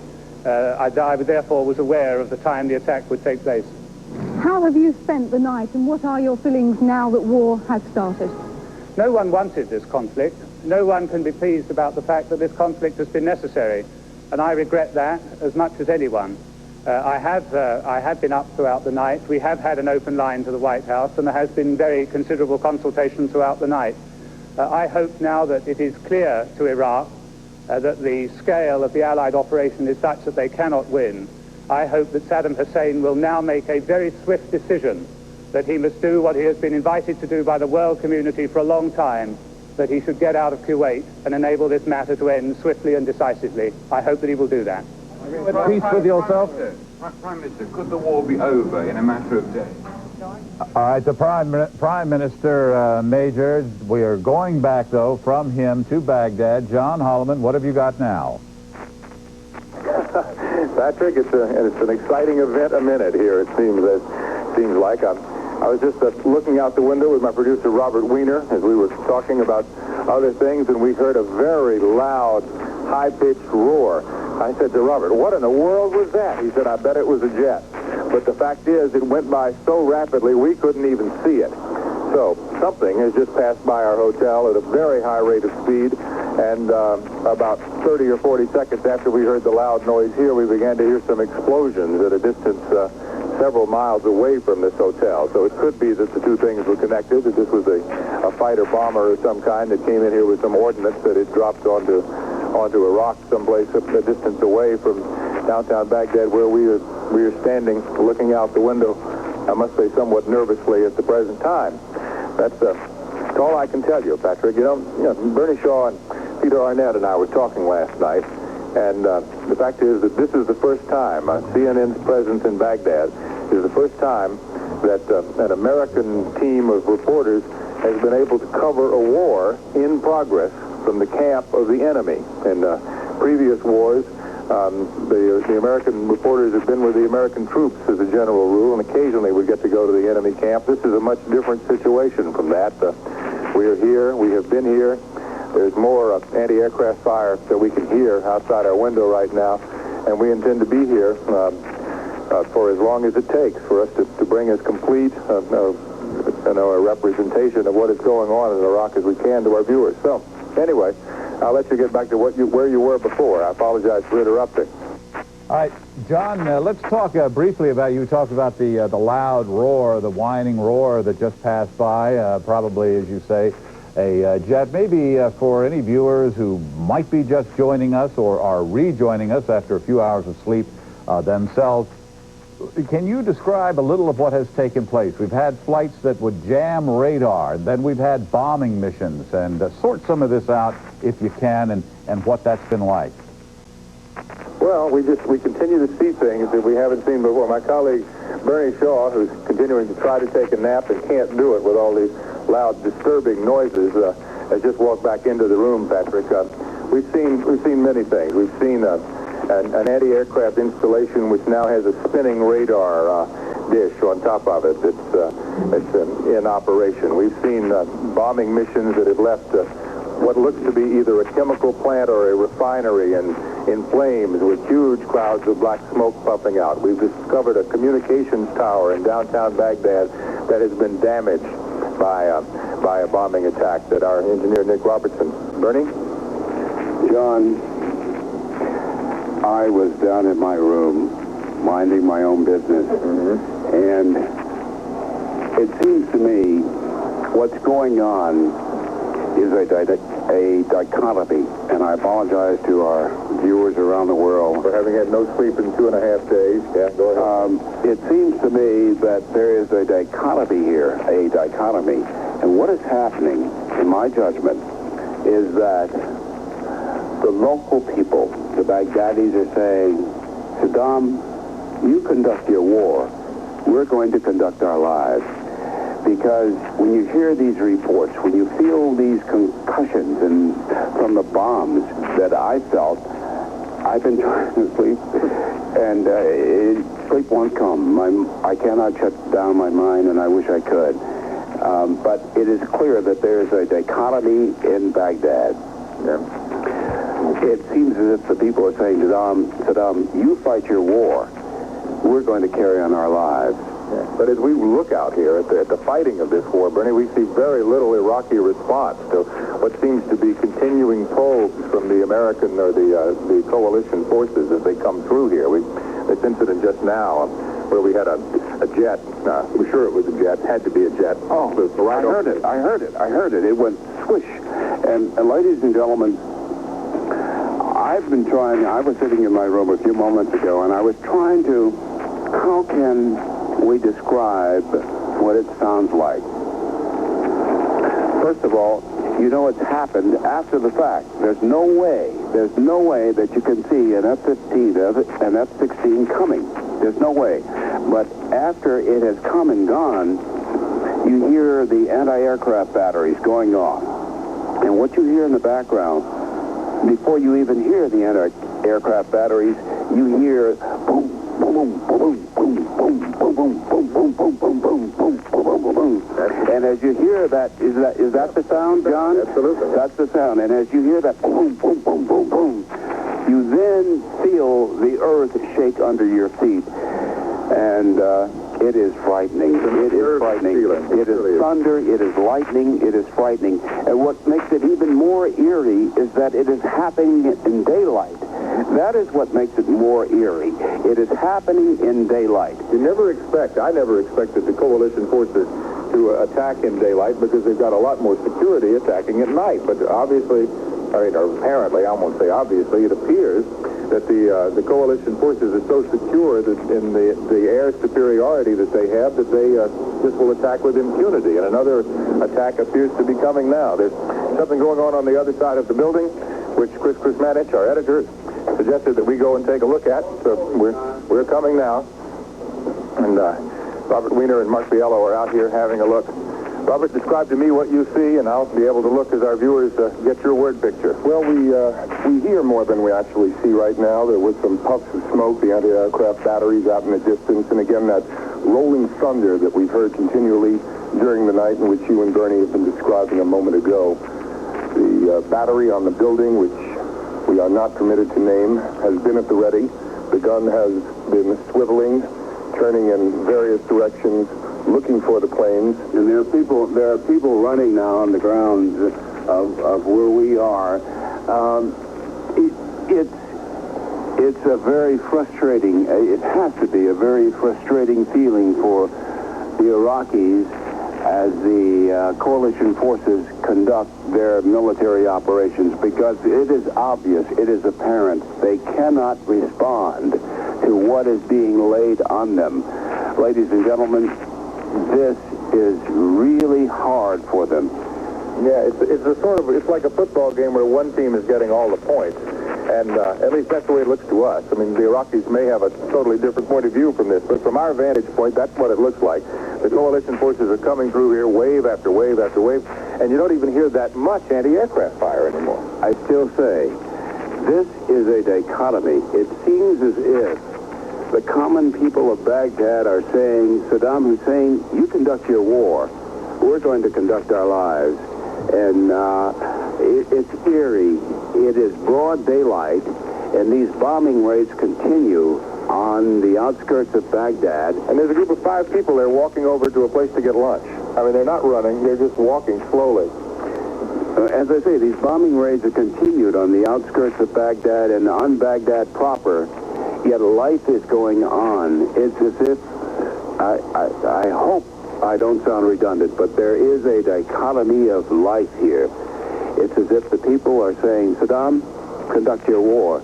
We're going to conduct our lives. All right, Bernie, thanks very much. I'm going to poke my head out the window here for a moment, if I can, over cameraman Mark Biello, a man who has a great pair of binoculars who's helping spot for us here as we look over downtown Baghdad today. Still, that building with the huge clouds of smoke, the factory or industrial complex, whatever it is, it continues to burn. As we look out in another direction to the south, I'll see what I can see to report to you. And there's not much there, really. I see a giant picture of Saddam Hussein, a poster painted on concrete. Virtually every place you look in Baghdad, you see those, and there's another one of them right here near our area. I don't want to sound trite, and I hope we have not sounded trite in our reporting, but I'll be responsible for my observations and my remarks and attributed to me. But I've said all along, when I sat back home in Tacoma Park, Maryland, and sat in Tacoma Station. Tacoma Station is a little jazz club, and it is dear to my heart. It's owned by a dear friend, and I hope the network won't mind my mentioning this, but it's germane to the point I'm trying to make. Bobby Boyd is the owner of Tacoma Station, and I've often sat watching the closing minutes of NFL football games, John Holliman, and I've always said, as I looked at the screen, I hope, or not I hope, I said, I wish, or I'm glad I do not have to make my living that way. Watching Joe Montana and Ripken of the Washington Redskins, obviously I'm very fond of them, even though my son likes the Chicago Bears. And all I can say is that, while I've said, I don't want to make my living that way, the way the NFL football players make their living. I would trade places with Mr. Ripken. I would trade places with Mr. Montana and other players in the NFL right now. This is a little bit more dangerous, probably, than what they do day to day, Bernie. At least there's the appearance that it might be. And as we look out here on the city, it appears that things have gotten more calm. I want to discuss something with you, John, that is much more serious than my wishing that I could trade places with the players in the NFL. Yeah. And please, guys, don't hold this against me for these remarks, but the remarks I just made. When I was in my room a few moments ago before I ran down the hall, it occurred to me, and I ask our viewers around the world to entertain this question. Push this question through your mind. Why is the government of Iraq allowing us to report what is happening here? And I will tell you, we did a conversation and interview with Walter Cronkite. I don't know how many hours ago it was. John Holliman, you tell me if you know. It was before the bomb started, so I guess it was probably 7 or 8 hours ago, Bernie. Okay, 7 or 8 hours ago, we did an interview with Walter Cronkite. He was reporting from his home in New York City. And we talked about what is happening. And Walter, I recall Walter talking about his cynical reporter's mind. As you know, my mind is virulently cynical. Absolutely. And The question you have to ask yourself is why? Why is the Iraqi government permitting CNN to report what is happening? You know what I think, John Holliman? What, Barry? I think that what you are experiencing through our reporting of what is happening is support. Support and opposition. There's no doubt in my mind but that if they wanted to pull the plug on us, well, they could do it instantly. They control these wires that we're talking to our viewers on, absolutely. They could do it instantly. Obviously, and this is a gross understatement, it chokes in my throat to even utter it. Saddam Hussein obviously is very busy right now. He's a man with a lot on his platter. But it seems to me that the government of Iraq is permitting us to report. They have indicated that they want us to report. They've even protected our people. Even Peter Arnett, when he was on the streets, he had troops around him while he reported. All I'm saying is that keep in the back of your mind the fact that we are able to come to you around the world and report what is happening as far as we can determine. And keep in mind, we don't know everything that's going on in Baghdad. No. There's no way we could possibly know. But that elements of the government of Saddam Hussein are allowing us to report out of here is significant. And frankly, I'm appreciative. Well, I think, we can all appreciate the fact that we're being allowed, at least to a certain extent, to do our jobs. And Bernie, you'll be interested to know our engineer, Nick Robertson, was over at Iraqi television about, an hour and a half, 2 hours ago now, and he saw President Saddam Hussein walk into the television station. And we had heard that the president was going to record a message for the Iraqi people, and perhaps he was there to do that at the time that Nick saw him there. The Iraqi people at this hour are very frightened. They have not heard from the president of their nation. They have heard clearly the reports of what is going on not only in Baghdad, but in Iraqi proper. You don't need word of mouth, ladies and gentlemen, at a time like this. It is clear that something major is happening. The ground is rumbling. And when human beings feel the ground rumbling, they know that something's up. All right. Bernie Shaw, thank you very much. All right, thanks both of you, Bernie and John. Let's go to Jonathan Mann. Jonathan? Patrick, we're joined now in Israel by Israel's Deputy Foreign Minister, Benjamin Netanyahu. Mr. Netanyahu, thank you for joining us. Can you tell me, are Israel's armed forces still on that intense state of alert right now? We are still in a state of preparation, both the military and, of course, the civilian rear. So far, nothing has happened. We're very happy that nothing has happened. But even though we're all watching, like the rest of the world, with appreciation, we're impressed with the early successes. We have our own experience with wars, and we know that it's, frankly, not over until it's over. So we're waiting. Can you tell me, obviously, Jewish Israelis have to be very happy right now. There are also Arab Israelis and Palestinians who have different loyalties. The curfew, I imagine, is still imposed on the Palestinians in the occupied territories. What are you hearing about what's going on there now? We had some minor disturbances. We don't have any major flare-ups. When you say curfew, you should remember that Israeli Jews, the citizens of Israel, are at home. They've been asked not to go out today either. So, first of all, this is a measure of protection. But secondly, we've also said to the Intifada leadership that takes its cue from the PLO.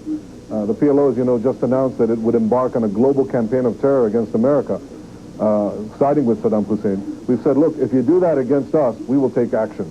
But other than that, responsible or quiet, peace-loving civilians have nothing to worry about. Benjamin Netanyahu, this is Bernard Shaw, CNN in Baghdad, and I apologize if I sound a little scruffy around the edges, but I've been up for approaching 2 days now, and I apologize for that if I sound scruffy around the edges. May I say, Bernie, that May I say before you ask me that you don't sound scruffy at all, and that the CNN crew is deserving a lot of admiration. Believe me, everybody's watching you and admiring what you're doing. Well, thank Thank you very much, sir. I really appreciate that on behalf of every woman and man here at CNN. I have to ask you, from what I know and what I've studied, what I've read, what I've heard, and what's been told me, I have to ask you this question. Based on what is happening, what do you see Saddam Hussein doing? He's trying to come up on television and address his people. What do you see Saddam Hussein doing now? I don't know. I can only guess because no one knows the mind of this man. No one knows how he allowed Iraq to be dragged into a confrontation with the greatest power on earth, with a sophisticated air force, with tremendous planes and pilots and electronics, both human and technological superiority of unquestionable character. How did he do it? We don't know. Why is he doing it now? We don't know. Perhaps he thinks he can be another Nasser, that is, turn defeat into victory. Maybe try to speak and incite the Arab masses. If he's betting on that, I think he's going to fail here as well. Benjamin Netanyahu, Foreign Minister, Deputy Foreign Minister of Israel, I'm going to ask you this question, and it's going to put you on the spot. You know me, you and I have sat opposite each other having coffee, and we've had lunch, and we've had dinner, and we've sat opposite each other in the studio at CNN in Washington. I'm going to ask you this question, and please, I am not being maudlin. I'm trying to extract from you, for our viewers, a feeling. I don't know that, I'm sure a majority of our viewers do not know that you lost a brother, a member of your family, in the raid at Entebbe. And when you heard the United States informed your government 1 hour before this massive wave after wave bombing run went over us, I want to know, what did you think? What did you feel? Did you think of your brother? Did you think of Entebbe? What were your thoughts? And I ask you that question, sir. I totally respect you, but I ask you that question to try to get into your mind to see what was going on in the head of Benjamin Netanyahu. I'm not going to discuss when we were notified, but when we did learn about the results, I can say very clearly that my first thought was relief, that the threat to Israel, the threat to my country, to my people, has been, if not removed, significantly reduced. And no, I was not thinking about my own personal history at that point, very frankly. I was thinking about the fact that we have had here moments of anxiety, and that in any war, one doesn't know in this country when you face the brink of disaster. We have fashioned here a capacity to defend ourselves against tremendous odds, and perhaps the world now understands what we've been facing.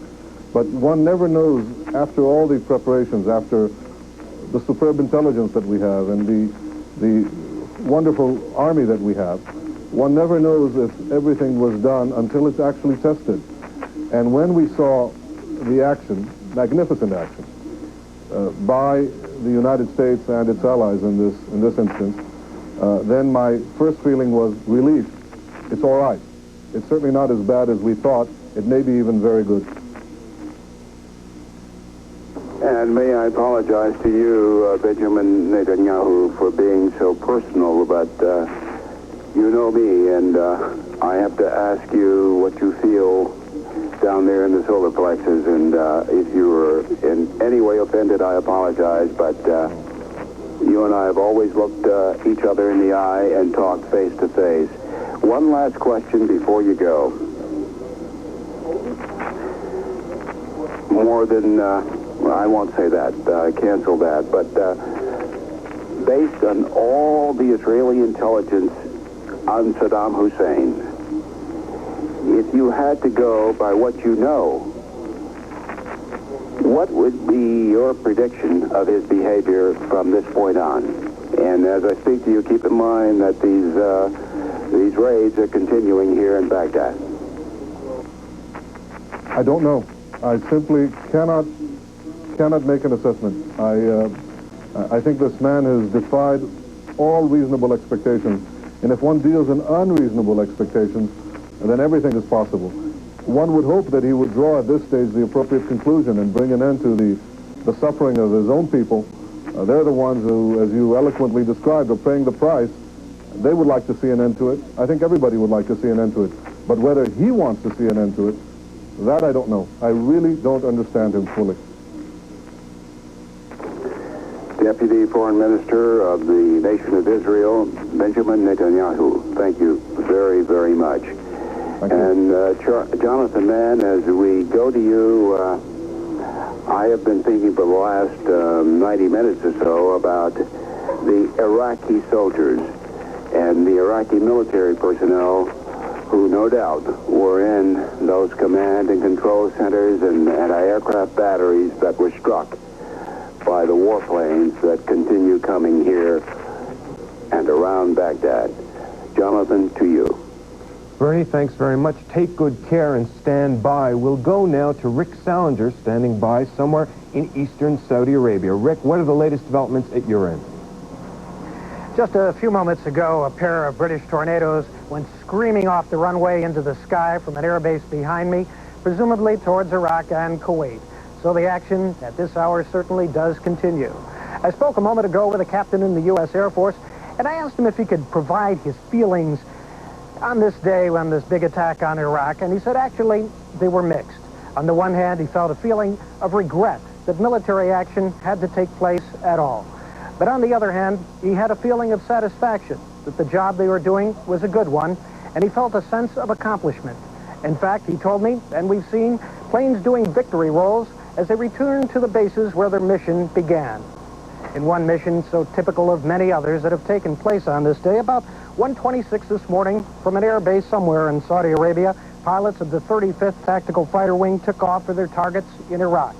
With their F-4 Wild Weasels accompanied by F-18s, A-6 Intruders, their targets, Iraqi surface-to-air missiles in Iraq.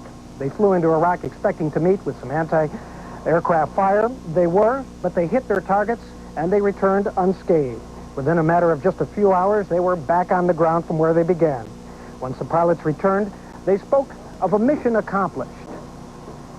Well, the biggest thing I saw was one of the most fantastic fireworks demonstrations I've seen since 4th of July party years and years and years ago. This was tremendous. Baghdad was lit up like a Christmas tree.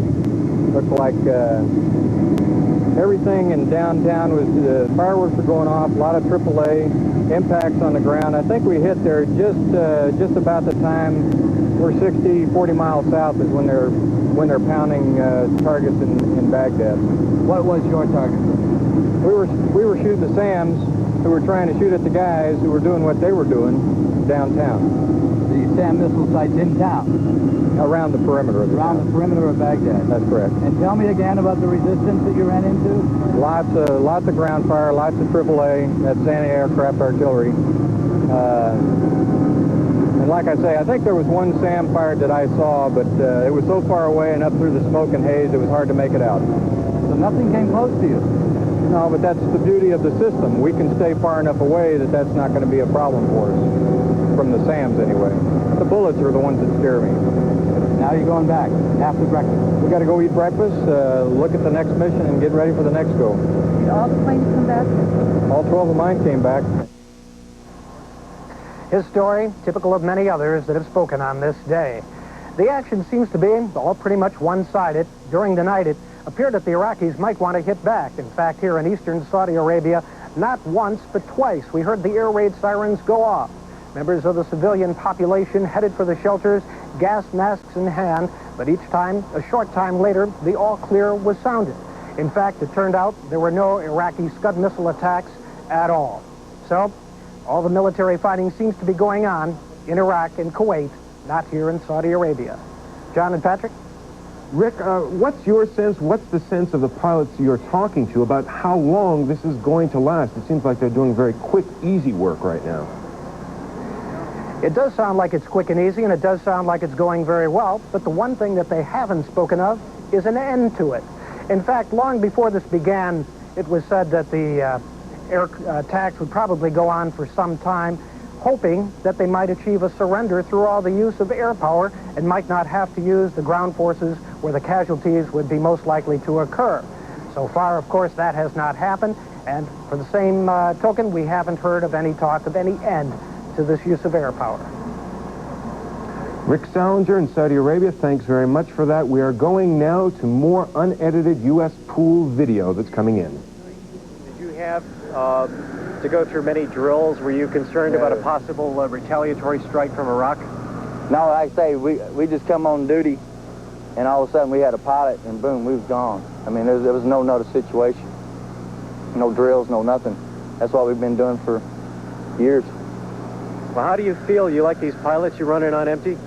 Oh, no. We're fired up. We're ready to go. Just get it done and get it over with. Couldn't do it peacefully. Let's do it, I guess, the hard way, I guess they say. All right, let's talk to you. All right. All right, what's your name? My name is A1C Teal.